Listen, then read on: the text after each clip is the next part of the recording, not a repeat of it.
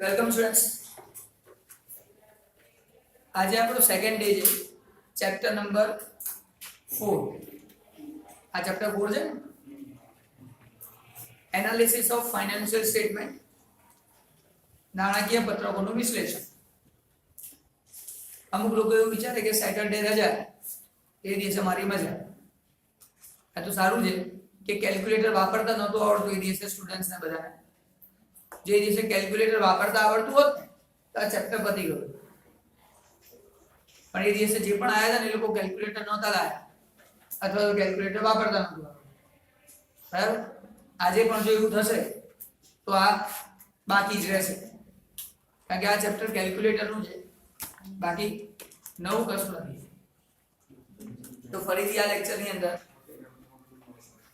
સમ number 6, sum number 9, last લેક્ચરમાં sum number 7 અને સમ number 13 મેં લખવા આપ્યો તો જાતે કરવા, અને પછી આગળ કીધું કે કરો જાતે. એટલે આગળ જાતે કરવાની વાત હતી કે હું કરાવડી છે, પણ કેલ્ક્યુલેટર નહોતું આવડતું એટલે છોડી દીધું. એને સમને બી છોડી દીધું. આજે નવા સમ લખું, ફરી કેલ્ક્યુલેટર વાપરવાનું કહીશ. બરાબર? મગજ ખુલ્લું રાખીને જોજો. હું તમને લોકોને જે સમજાવવા જઈ રહ્યો છું ને એ મેથડ મગજમાં ક્લિયર હોવી જોઈએ. આ ચેપ્ટરમાં એનાલિસિસ કરવાનું, એક કમ્પેરિઝન કરીને, સરખામણી કરીને. બંને છે તો સરખામણી જ, પણ એક હોય છે ઇન્ટરનલ, અંદર સરખામણી, એ જ વર્ષની અંદર ઇન સેમ યર કમ્પેરિઝન કરો, અને બીજું હોય છે એક વર્ષની બીજા વર્ષની સાથે સરખામણી કરો. તો બંને છે તો કમ્પેરિઝન. જોઈએ શું કહે છે. પ્રોફિટ એન્ડ લોસ સ્ટેટમેન્ટ, નફા નુકસાનનું પત્રક, એમ બે છે. હવે બીજું હોય છે બેલેન્સ શીટ, આખું શરૂ.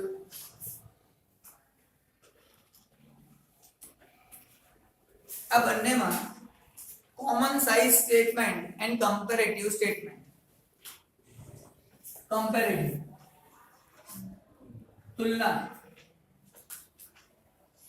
તુલનાત્મક પત્રક, કમ્પેરેટિવ સ્ટેટમેન્ટ. સરખામણી કરવાની. 2017 ની સરખામણી 16 17 યર કમ્પેર વિથ 2016. એક સરખામણી કરવાનું એટલે કમ્પેરિઝન. હવે સમ નંબર 6, એની અંદર મેં પીએનએલ બનાવી દીધું મારી રીતે જાતે, જે મેં તમને લોકોને ફાઇનલ એકાઉન્ટમાં શીખવાડ્યું, વાર્ષિક હિસાબોમાં શીખવાડ્યું. એક વાત ફરી કહું છું, ચેપ્ટર નંબર 3 ફાઇનલ એકાઉન્ટ જોરદાર આવડવું જોઈએ. રીઝન, આ ચેપ્ટરમાં ફાઇનલ એકાઉન્ટનો યુઝ કરું છું. મેં તમને કીધું એ પ્રમાણે લખો એટલે ફાઇનલ એકાઉન્ટની પ્રેક્ટિસ થાય. આના પછીનું ચેપ્ટર, ચેપ્ટર નંબર 5, એમાં પણ તમને એક જ વાત કહીશ, ફાઇનલ એકાઉન્ટ બનાવો, પીએનએલ, બેલેન્સ શીટ. એવું નથી કહેતો કે આખું લખો, પણ જે આપેલું છે એ ક્યાં આવે એ તમને ખબર હોવી જોઈએ. અંદર જેટલી પણ ડિટેલ્સ છે એ ડિટેલ્સ તમને ખબર હોવી જોઈએ. સ્ટુડન્ટ્સ, એક દિવસની અંદર ચેપ્ટર શીખવાડી દઈશું એટલું કરી દો. તમે લોકો જો પ્રેક્ટિસ કરો ને, આજે હું તમને લોકોને બીજું કામ આપવાનું છું, રેશિયો એનાલિસિસ. એમાંથી ગુણોત્તરમાંથી કામ આપીશ. એમાં શું કરવા આપીશ, શું કરવાનું તમારે. જો પ્રોફિટ એન્ડ લોસ માં આવતું હોય તો પ્રોફિટ એન્ડ લોસ માં લખો, નફા નુકસાનના પત્રકમાં બતાવો. જો બેલેન્સ શીટની આઈટમ હોય તો બેલેન્સ શીટ પાકા શ્રેયામ બતાવો. જેટલું હોય એટલું જ. એક એક્ઝામ્પલ આપું તમને કે તમને અંદર ઇન્ફોર્મેશન છે ઇક્વિટી એન્ડ લાયબિલિટી, ઇક્વિટી અને જવાબદારી, આવું છે. એમાંથી તમને ખાલી ઇક્વિટી જ આપેલું, બીજું કશું નથી આપ્યું. તો તમારે આવું બનાવવાનું. એમાં લખવાનું ઇક્વિટી,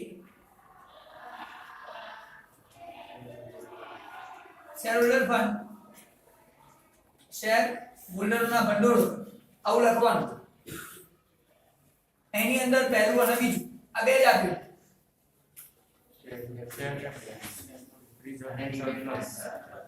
રિઝર્વ એન્ડ સરપ્લસ, આનામાં તને વધારો, આ બે જ આપ્યું.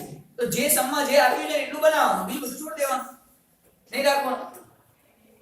પણ કયા ફોર્મેટમાં હોવું જોઈએ, આખા ફોર્મેટમાં હોવું જોઈએ. પછીનું તમારી જોડે લખેલું તો હોવું જોઈએ કે આ મારું 1 છે, સેકન્ડ ની વાત કરીએ તો નોન કરંટ લાયબિલિટી, બિન ચાલુ મિલકતો અને બિન ચાલુ જવાબદારી. અને ત્રીજું કરંટ લાયબિલિટી, ચાલુ જવાબદારી. એ જગ્યા છોડીને અહીંયા તો એક પતી ગયું કહેવાય, જે બી હોય નીચે લખવાનું છે 1 અને 2, non current asset, current asset, બિન ચાલુ મિલકતો, ચાલુ મિલકતો. આવું શોર્ટમાં બનાવવાનું તો ખરું જ, ભલે અંદરની ડિટેલ્સ ના લખો તમે બધા, પણ ડિટેલ કઈ લખશો? સપોઝ આ આપ્યું તેની ડિટેલ્સ લખો. આ હોમવર્ક કહું છું તમારે, જે હું આજે આપવાનો છું. આ એક, એની નીચે આ બીજું. સપોઝ તમને અહીંયા આપી છે એસેટ, મિલકતો જ છે, તો આટલું લખવાનું. આ 1 2 3 છોડ દેવાનું. ખ્યાલ આવ્યો છે શું કહેવા માંગુ? કન્ફર્મ? પણ ફોર્મેટ આખું બનાવવાનું. આની અંદર કઈ ડિટેલ્સ ના લખો ચાલશે, જે ડિટેલ્સ છે એટલી જ લખો, પણ ફોર્મેટ આખું બનાવવાનું. એ ચેપ્ટર નંબર કયું? 5. જો એકવાર એ બની ગયું ને તો સમ સોલ્વ કરવામાં તમને એવું લાગશે સાહેબ આજ સુધી જિંદગીમાં આવું નહીં શીખ્યા. જે લોકોને ચેપ્ટર પતી ગયા હશે ને એ લોકો બી એક્સપિરિયન્સ કરી લે, ખબર પડી જશે. ખ્યાલ? એટલે chapter number 3, chapter number 4, chapter number 5 બધું ફાઇનલ એકાઉન્ટ પર ડિપેન્ડ છે. એટલે આજે આ સમજાવું છું અને પછી હોમવર્ક હમણાં આપીશ. હોમવર્ક ક્યાંથી હશે? 5th માંથી. કરવાનું શું છે? આ બનાવીને આવી જાવ બસ. આટલું તૈયાર હશે ને નેક્સ્ટ લેક્ચર્સમાં તો જ ચેપ્ટર નંબર 5 માં બેસવા દઈશ ક્લાસની અંદર. એ તો ક્લાસમાં બેસવા જ નહીં દઉં, લેક્ચરમાં. આ યાદ રાખજો. એ હોમવર્ક કમ્પ્લીટ હોય તો જ ક્લાસમાં બેસવાનું. નહીં તો તાર જ દેખાય હું આગળ ભણાવતો એટલે કે આ શું કરાવે છે. હવે કર્યું તમે ના હોય તો શું કરાવ ક્યાંથી ખબર પડે? ચલો તો અહીંયા વાત કરું છું. સ્ટેટમેન્ટ, કમ્પેરેટિવ સ્ટેટમેન્ટ બતાવું છું. જો બેટા વાંચો સમ નંબર 6.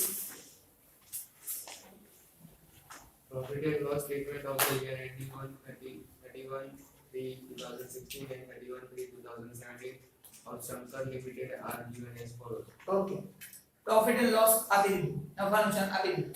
પછી Prepare comparative statement of profit and loss. એટલે મારે કમ્પેરેટિવ સ્ટેટમેન્ટ તુલનાત્મક પત્રક બનાવવાનું છે. આવું આપણને કીધું. નેક્સ્ટ ડિટેલ્સ બોલો. Sales revenue. ભાઈ સેલ્સ રેવન્યુ વેચાણમાંથી ઉપર આ પહેલામાં આવે કે ના આવે? ફટાફટ એમાઉન્ટ લખું છું. બોલો. 45. અહીંયા 45 જોજો 16 પહેલા છે. પછી 60,75,000. આટલો બધો ડિફરન્સ? આ 45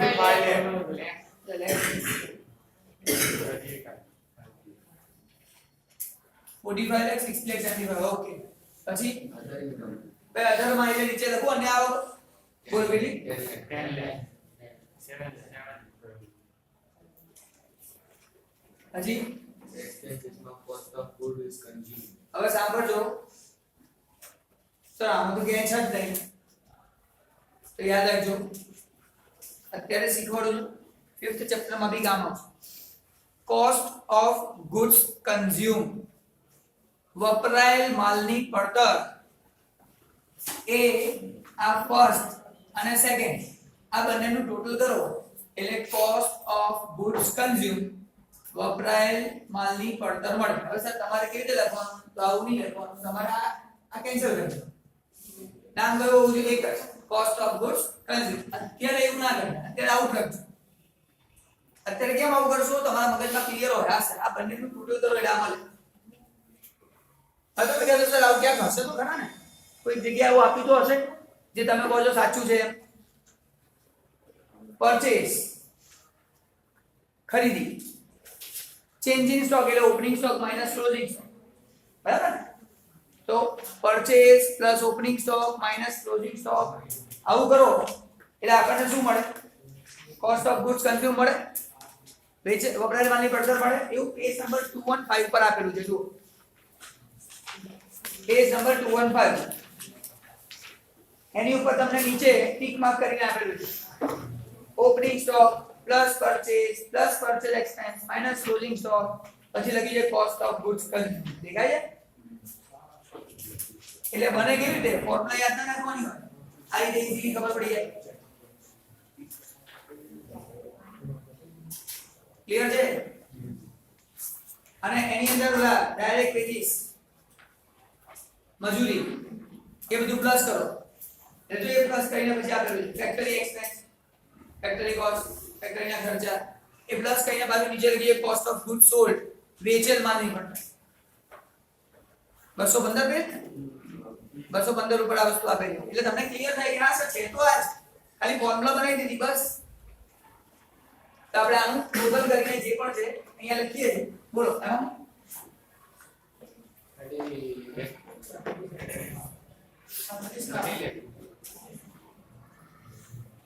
36 કે 30 કોણ છે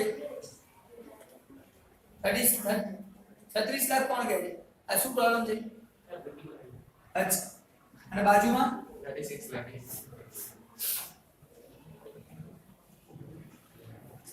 net purchase condition કઈ નેટ પરચેસ કોન્ડિશન તમે કહો પરચેસ અહીંયા છે બાજુ શું આ ભરી રહ્યા તમને એટલે જ બતાવ્યું 215 નંબરનું પેજ 215 નંબરનું પેજ બતાવવાથી શું થાય મગજમાં ક્લિયર થાય ચલો વાત તો એ જ છે પણ આ લોકો અલગ આપી રહ્યા ખબર પડી તો તમારે નામ કયા લખવા પડે જે નામ આપ્યા છે આ સમજાવવા એ નામ જ લખી નાખો નેટ પરચેસ તો ખરીદી સામે લગાડે ને ખરીદી એટલે ખરીદી સામે બોલો 2 lakh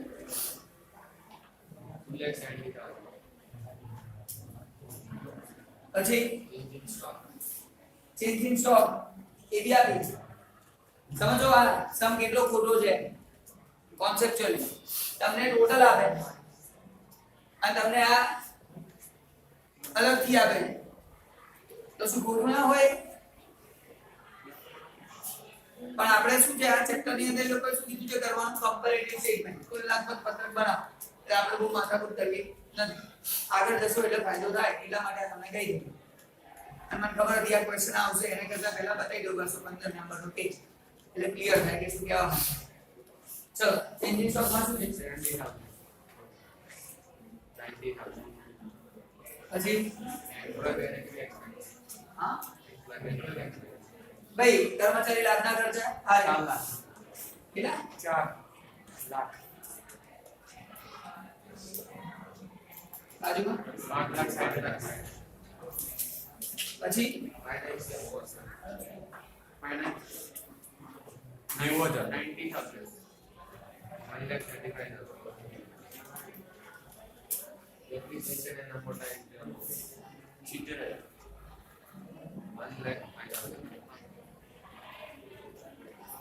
income tax 30%.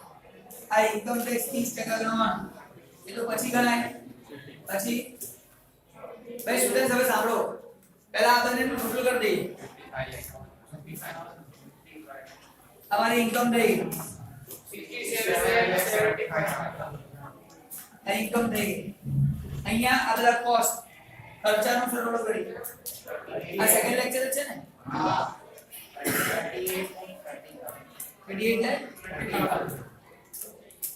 47,000 આ ખર્ચો થઈ ગયો સેટરડે શું છે આ બધા આન્સર શું હતા બધા ફટાફટ એટલે રહી ગયું એ તો ચેપ્ટર પતી ગયું ચલો હવે આ ઇન્કમ છે આવક એમાં ત્યાં ખર્ચા બાદ કરી દઈએ અહીંયા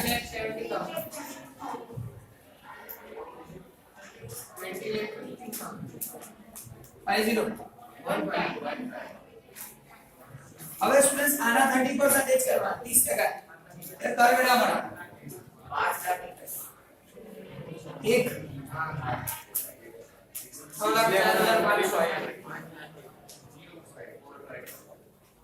હવે આ ટેક્સ માઈનસ કરીને એમાઉન્ટ આવશે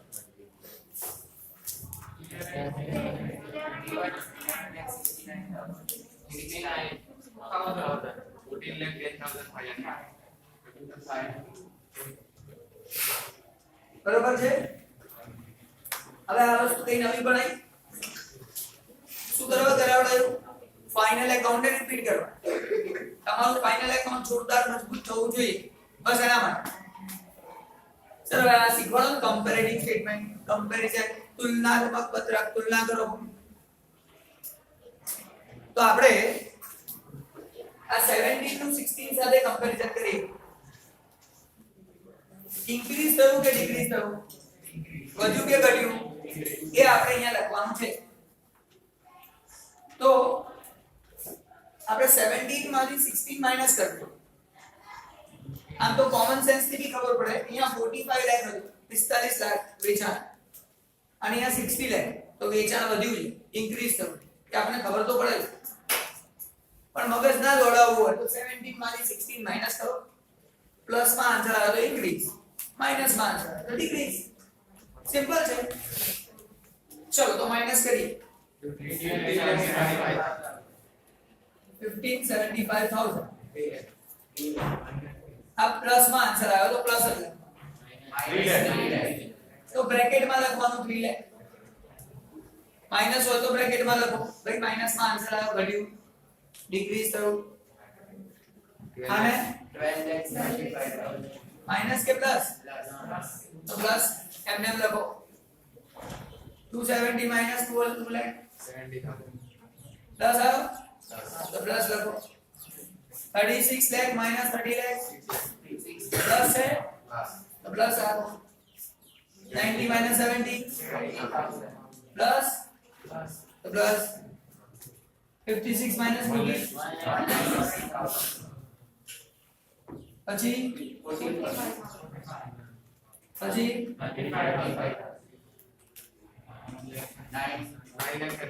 આમાંથી આ માઈનસ કરીને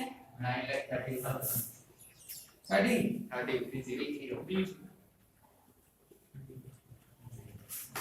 ભાઈ ફરી કહું છું, ઉતાવળ ના કરતા. સર માનું ટોટલ કરતો તો આવે કે ના આવે, નહીં ગણવાનું ભેગું ઉતારે. આપણે આમાંથી આ માઈનસ કરીને જ કામ કરવાનું, ઉતાવળ કરવી નહીં. 17 માંથી 16 માઈનસ કરી લખ્યું, બસ. આપણું બીજું કોઈ ઇન્ટેન્શન નથી. ચલ આમાં આમાં 2,41,500.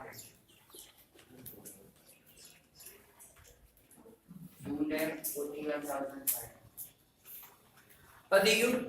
તો એક કમ્પેરિઝન થઈ ગઈ છે, સરખામણી થઈ ગઈ, તુલના થઈ ગઈ કે 17 અને 16 ની કમ્પેરિઝન કરીએ તો આ એક જ ઘટ્યું છે, બાકી બધું વધ્યું.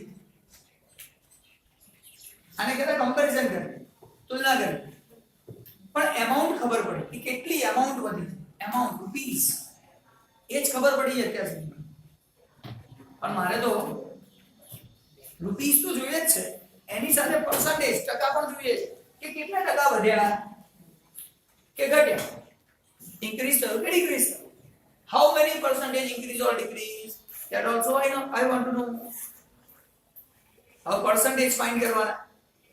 તો જેને પણ ગયા સેટરડે લેક્ચર માં એક્શન હોય ને એ લોકો એ લેક્ચર જોઈ લે, મેં મોકલી દીધો.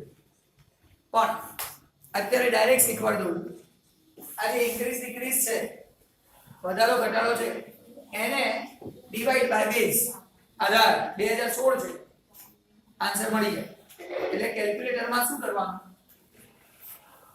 15,75,000 15,75,000 ભાગ્યા ડિવાઇડ બાય 45 લાખ પરસેન્ટેજ, ટકાની નિશાની દબાઈ દે એટલે સીધા ટકા મળી જાય.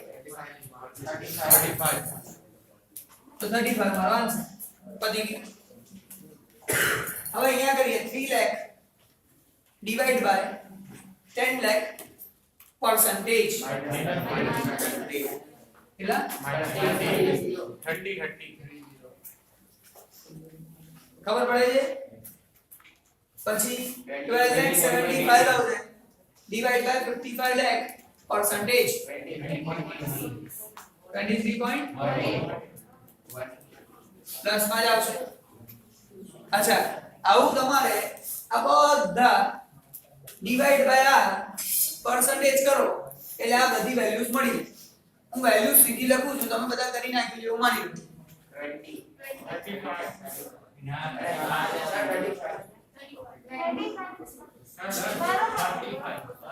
ભાઈ વેલ્યુ 20 ઓકે, બીજું 35 વેલ્યુ 35. એક મિનિટ, એ સેકન્ડ મને આજ લખવું થતું હતું, જાતે કરી લેજો, આ જાતે કરવાનું શીખવા. શીખવાડી દીધું બરાબર છે 25 જે બી આવે તમને આ કરતા આવડે બરાબર આને ડિવાઈડ બાય આટલા પર્સન્ટેજ જાતે કરવાનો અને શોધી કાઢવાનું કેલ્ક્યુલેટર વાપરતા જેને આવડતું હોય એ કરે ના આવડતું હોય મારે પર્સનલી અહીં શીખીએ બરાબર ચાલો અહીંયા 3 વખત શીખવાડ્યું ફરીથી એ જ પ્રોબ્લેમ એ સેટરડે હતો ને એ અહીંયા જ પ્રોબ્લેમ થતો હતો જેને વાપરતા ના આવડે તો ના વાપરે હવે નહીં શીખવાય અત્યારે એ હોમવર્ક બધી ગયું કામ જાતે કરવાનું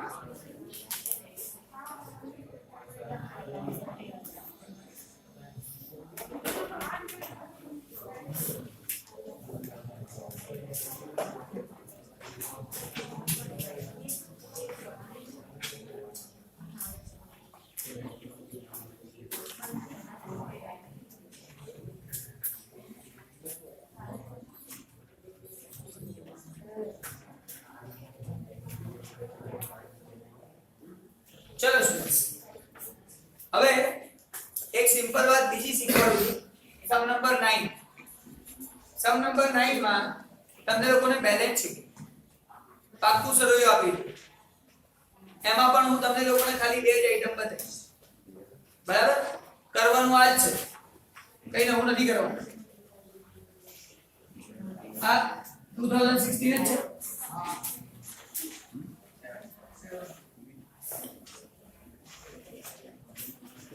કેટલા રહ્યા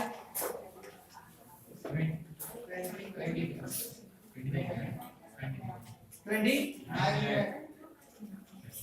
અહીંયા 32 લાખ અહીંયા 3 લાખ 80 અહીંયા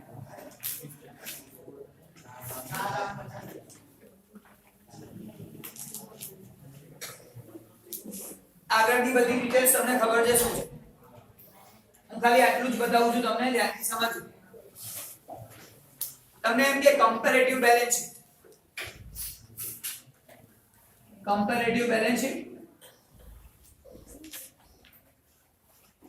તુલનાત્મક પાકું સરળિયું બનાવો ફરી કમ્પેરિઝન ની વાત થાય છે સરખામણીની વાત થાય 17 માંથી 16 માઈનસ કરવાનું જે રીતે અહીંયા કરતા હતા આની અંદર તમને લોકોને આ બધી આઈટમ મળે અને આની અંદર આ બધી આઈટમ મળે નવું કશું નથી કોને ડાઉટ છે ચલો કરીએ માઈનસ 32 minus 29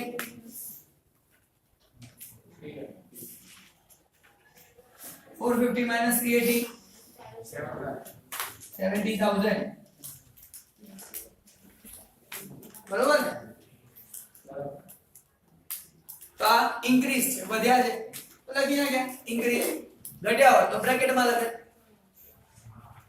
હવે આ કેટલા પર્સન્ટેજ આના ટકા શોધવા હોય તો સર 3 લાખ બેઝ છે 60 3 લાખ ભાગ્યા 29 લાખ ટકા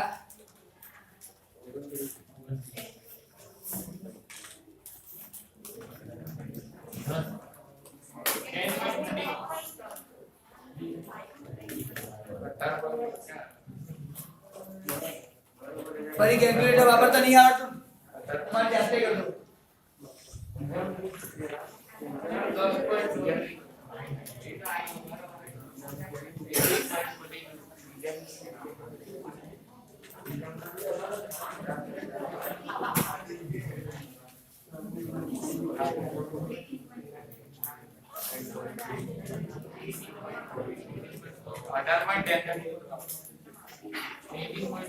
અહીંયા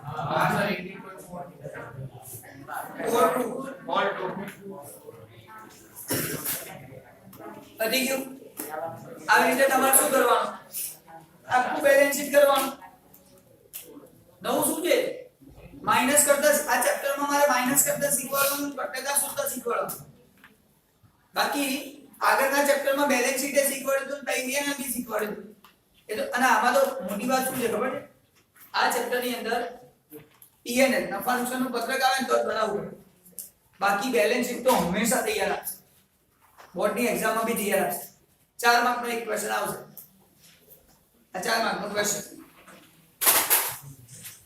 બોલો કોઈ ડાઉટ છે ખબર પડી રહી છે સારું, હવે જે ટેક્સ્ટ બુકમાં નથી પૂછ્યું અત્યારે, આ સમમાં ટેક્સ્ટ બુકમાં નથી, એ શીખવાનું સાંભળો.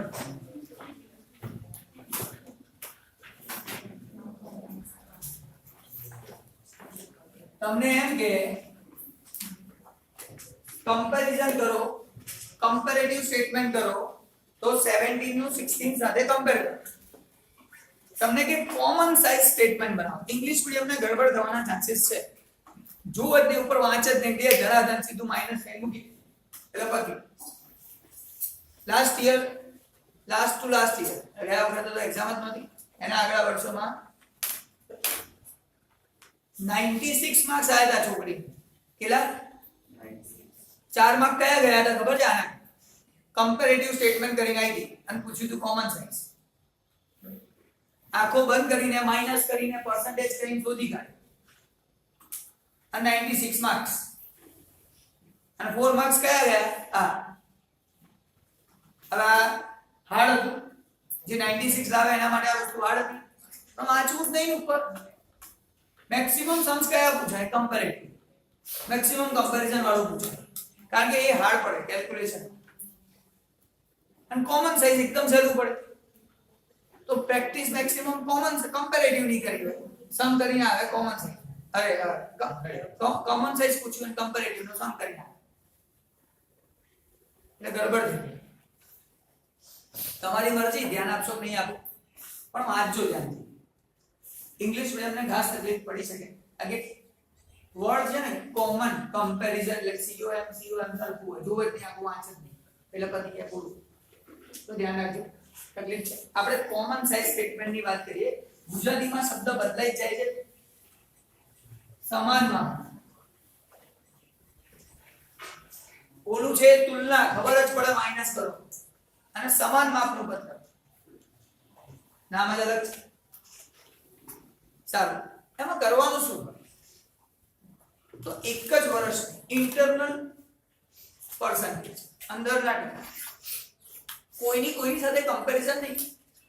આ 2016 ના પર્સન્ટેજ શોધવાના. એટલે 16 ઇન્ટરનલી આ કેટલા પર્સન્ટેજ છે, કેટલા ટકા છે એ શોધવાનું. 17 માટે તો 17 ની 17 સાથે કમ્પેરિઝન. હવે એમાં બેલેન્સ શીટ પણ હોય, પાકું સરળ હોય, આડી હોય, બંને હોઈ શકે, અલગ કશું નથી. તો કેવી રીતે હોય ધ્યાનથી સમજીએ. આજે આપણને આપ્યું છે ને સેલ્સ, વેચાણ.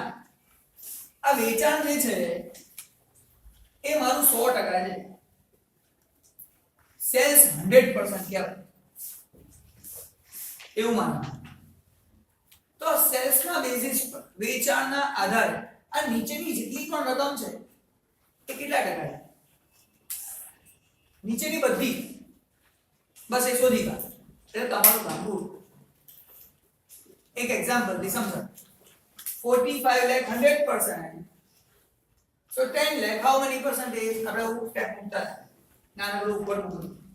એ 45 લાખ છે એને 100% કહેવાય. તો 10 લાખ હોય તો કેટલા ટકા થાય? આવો આપણે કરતા હતા. આ લીગલ મેથડ પહેલા બતાવો, પછી ઇલીગલી ફટાફટ સોલ્વ થઈ જશે. તો 10 lakh into 100 divided by 45 lakh. કેટલા આન્સર આવે છે? 20. પછી મેં તમને કીધું ઇન્ટરનલ કમ્પેરિઝન. આ સેલ્સ ના બેસિસ પર આપણે કેટલા પર્સન્ટેજ થાય? સેમ બેસર બીજું 45 lakh 100%. 55 lakh how many percentage? તો 55 lakh multiply 100 divided by 45 lakh. આ આન્સર મળી જાય 122.22. આવો આન્સર આવશે. કોઈ ડાઉટ છે? ખબર પડી રહી છે? Next sir 2 lakh 45 lakh 100%. 2 lakh how many percentage? 2 lakh multiply 100 divided by 45 lakh. Answer simple. चलो 45 lakh 100%. 30 lakh how many percentage? So 30 lakh multiply 100 divided by 45 lakh.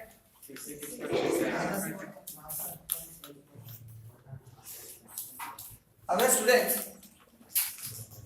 કેલ્ક્યુલેટરમાં ફટાફટ સમ કરવાની મેથડ બતાવું છું. મારો બેઝ કયો છે? 45 લાખ ઇઝ અ બેઝ. આ બધી અમાઉન્ટ નો બેઝ આ જ છે. તો કેલ્સીમાં હું જેવી રીતે કહું ને એવી રીતે કરો એટલે કોન્ફિડન્સ આવી જાય.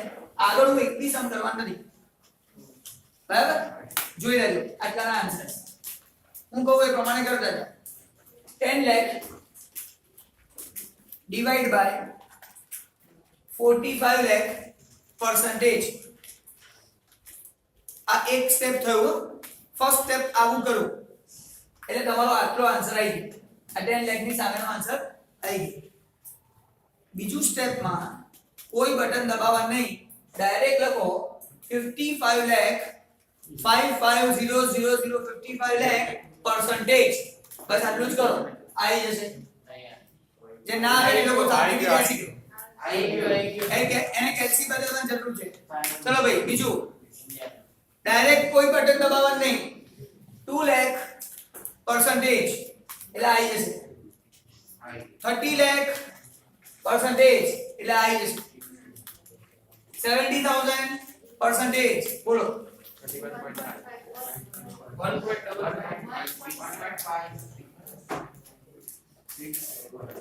4 lakh percentage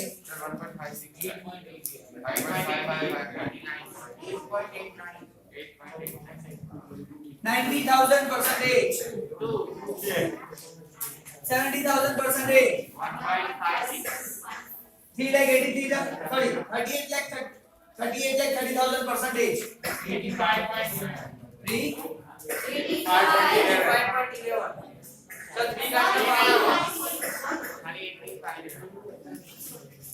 16 lakh 70,000 percentage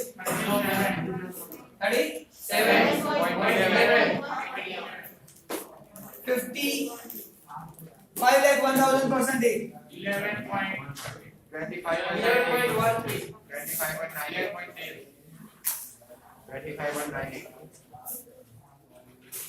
1 lakh 11 lakh 69,000 percentage બધા બની ગયા એક સાથે. કોઈ ઝંઝટ કરવાની જરૂર નહીં વચ્ચે. બરોબર ને? ડાઉટ છે? ખબર પડી રહી છે? સાંભળજો સર, આ મને 2016 નું મળ્યું. હવે જેને શીખવું હોય ને એ લોકો રેકોર્ડિંગ જોઈ લે જ્યારે આવે ત્યારે. ફરી તો નહીં જ કહું. અને જેને કેલ્સીમાં ના થતું હોય એ લોકો કેલ્સી ચેન્જ કરી દે. સમજે ભાઈ? આવું સાદું કેલ્સી લઈ લે 100 રૂપિયા વાળું. બરાબર? 80 રૂપિયા 100 રૂપિયા જેટલા મળે એટલા એ ખર્ચો કરી દેવાનો. અને નહીં તો પછી નવી તમારી જે એની જોડે બુકલેટ આવી હોય ને એને વાંચવાની, સમજવાનું કેવી રીતે થાય છે. એમાં હોય છે લખેલું. ચલો આગળ જઈએ. સર 2017 માટે બી યુઝ કરવાનું સિમ્પલ. 2017 હોય સારું. આ 17 નો સેલ્સ છે તો 17 નું સેલ્સ 100%. કારણ કે 17 ની કમ્પેરીઝન કરો તો 17 નું સેલ્સ લેવાનું ને. હવે આ નીચેની બધી અમાઉન્ટ કેટલા પરસેન્ટેજ છે એ શોધવાનું. 7 lakh divided by 60,75,000 nail. 7 lakh divided by 60,75,000 percentage.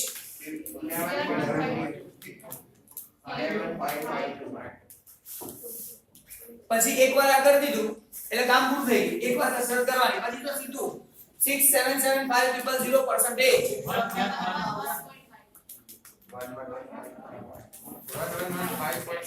270,000 percentage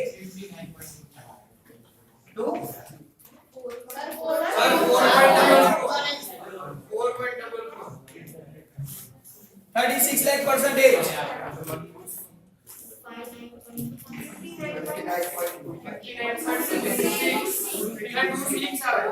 હવે આગળનું કામ બધું જાતે આ ગઈ શીખવાડવા બેઠો નહીં, કેલ્સી પતિ. હવે સાંભળી લો અહીંયા last topic please. Bus sir આ હતું આપણા માટે પીએનએલ સ્ટેટમેન્ટ, નફા નુકસાન ઉપર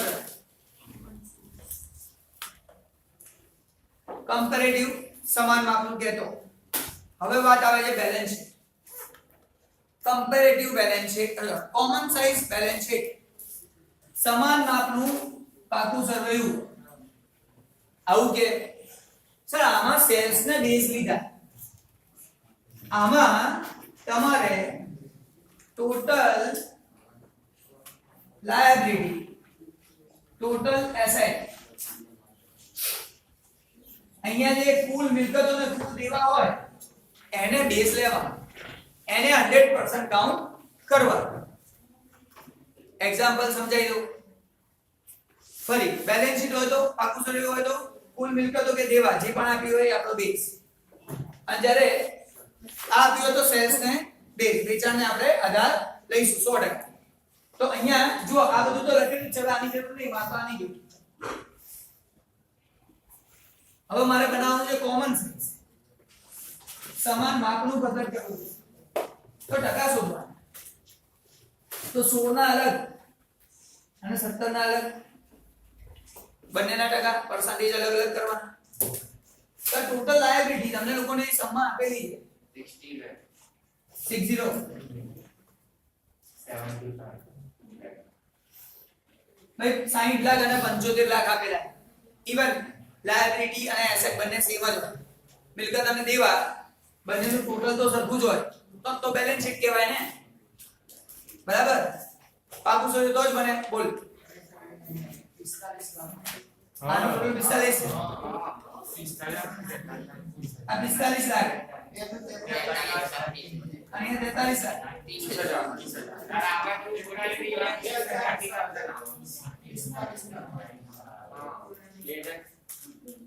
બોલો બેટા ફરી 43 lakh 30,000.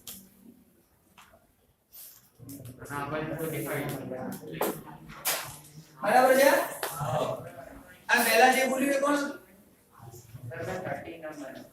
આ એટલે જોવા ધ્યાન રાખ ને તો ભવિષ્યમાં તકલીફ પડશે ચલો હવે અહીંયા જુઓ ધ્યાનથી સમજજો અને આવી જોવાની ભૂલો જ તમને લોકોને છે ને ભવિષ્યમાં એક્ઝામમાં 0 માર્ક અપાવે એક બી ભૂલ 0 માર્ક્સ તમે બધું ઉપરનું સાચું લખ્યું સમજી લો નીચેના ટોટલમાં ખોટું લખી નાખ્યું એટલે પર્સન્ટેજ બધા ખોટા આવે સાચા 0 માર્ક્સ ચલો કઈ નહીં આપણે તો કમ્પેરેટ કરે કોમન સાઇઝ કરીએ સમાન માપનું પતાઈએ સર આ જે ટોટલ છે એને શું કરી દઈએ 100%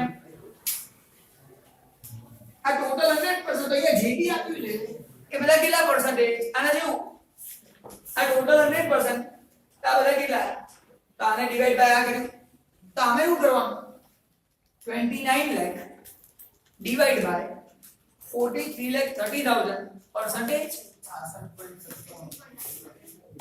point 97 વધી ગયું પછી 3,80,000 percentage આ percentage આ બધા કરતા જાવ એટલે આ મળી જાય બાજુ 8.78 આ નીચેના બધા જાતે કરવાના આગળ વાત કરું છું સર આને 100% કરી લઈએ આ 2017 માં 100% આ ગયા તો 100% તો આ બધાના બેઝ કયા આ 32 lakh divided by 45 lakh percentage 71.11 4,50,000 percentage પછી તો એકદમ 10 એમ કઈ બધા શોધે રાખો હવે આ ચેપ્ટર ની અંદર મારે શીખવાડવાનું શું છે તો કહો ખાલી કેલ્ક્યુલેટર બાકી તો ચેપ્ટર નંબર 3 છે અહીંયા હું લેક્ચર નો વર્ક કરું છું આને સ્ટોપ કરું છું બધા જ સમ હોમવર્ક માં આપું છું ડાઉટ હોય એ લેતા આવો